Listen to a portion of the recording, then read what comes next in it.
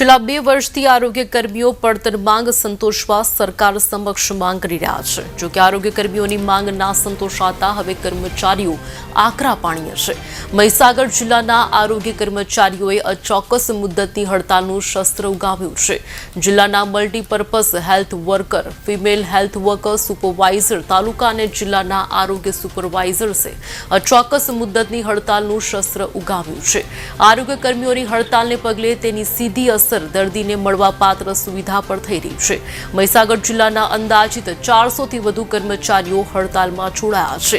પગાર વધારો અને ખાતાકીય પરીક્ષા રદ કરવાની માંગ સાથે સૂત્રોચ્ચાર પણ કરવામાં આવ્યા છે।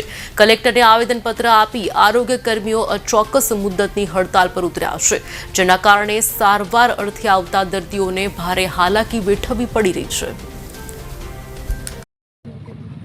છેલ્લા 2 વર્ષથી અમારી 2 પડતર માંગણીઓ, એક ટેકનિકલ ગણી ટેકનિકલ પગાર ધોરણ આપવું અને એક પરીક્ષા અમારી જે લાગુ કરી છે એમાંથી મુક્તિ આપવી, આ 2 પ્રશ્નોને છેલ્લા 2 વર્ષથી વારંવાર લેખિત અને મૌખિક રજૂઆત ગુજરાત સરકારમાં કરી છે।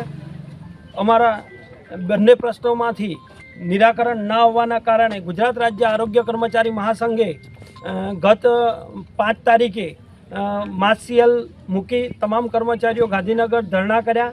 ત્યારબાદ 7 તારીખથી અમે ઓનલાઈન અને ઓફલાઈન રિપોર્ટિંગ બંધ કર્યું। તેમ છતાં અમારા પ્રશ્નોનું નિરાકરણ ન આવવાના કારણે આજે 17 તારીખ 17/3/2025થી ગુજરાત રાજ્ય આરોગ્ય કર્મચારી મંડળના આદેશ અનુસાર મહીસાગર જિલ્લો પણ તમામ કર્મચારીઓ સાથે આજથી અચોક્કસની હડતાલમાં જોડાય છે।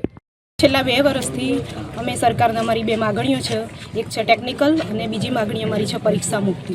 અમે છેલ્લા 2 વર્ષથી સરકારને લેખિત અને મૌખિક અનેક ઘણી રજૂઆતો કરી છે, છતાંય સરકારે અમારી એક પણ માગણીનો સ્વીકાર નહોતો કર્યો, જેના કારણે અમે 17/3/2025ના રોજ રાજ્યના તમામ કર્મચારીઓ, હેલ્થ કર્મચારીઓ અચોક્કસ મુદતની હડતાલ પર ઉતરેલા છે। તો સરકારશ્રીને અમારું નિવેદન છે કે જલ્દ સે જલ્દ અમારી આ બંને માગણીઓનો સ્વીકાર કરે અને આ અમારી હડતાલનો સુખદ અંત આવે।